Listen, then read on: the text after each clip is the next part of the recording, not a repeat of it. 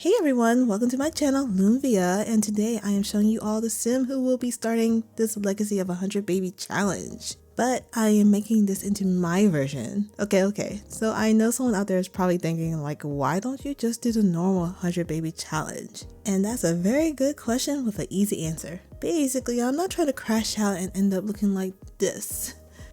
But really, the real answer is pretty much most challenges of the 100 Baby Challenge. I've noticed that most people don't finish it, and often I feel like maybe that person just don't want to finish it because they're bored or they're stressed out by it all, and I ain't trying to be that person. So for me, I feel like it's got to be overwhelming. Looking for sims to have babies with, and you know, not every person or every sim that your sim ends up with actually ends up having more than one baby, so that's gotta be frustrating and annoying. So with my version, I'm pretty much making a storyline for each generation, and each generation they'll end up having 10 babies.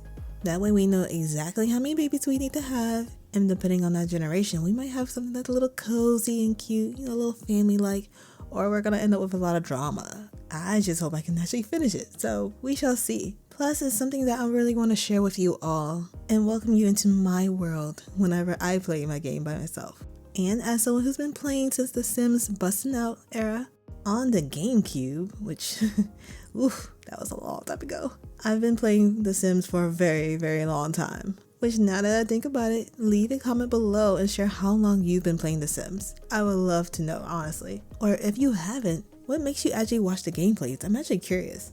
So back on to our girl Ivy here. She will be doing Generation 1 where she'll live a very cottagecore large home style life, where she has farm animals and just the enjoyment of having a large family. And her key theme color is blue. Also, I know you'll see me kind of dress her in some orange or warmer tone colors.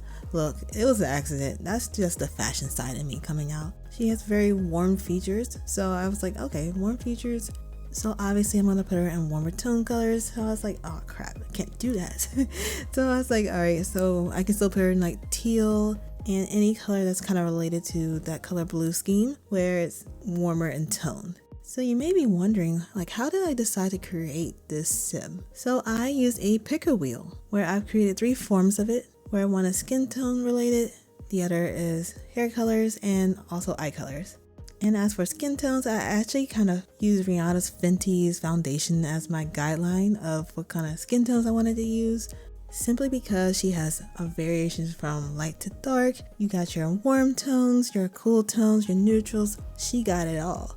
So even for my gameplay, I have a mod where it actually breaks it down more between 3 different tones. So that makes it a whole lot easier for me whenever I create sims. Plus for me, I just like my sims to be kind of random in their characteristics and their features and stuff like that. So in the future, when I'm adding some bachelors, they're all gonna look a little bit different. But I will need y'all's help in choosing who she should end up with in the end, since Generation 1 is more about finding her one true love.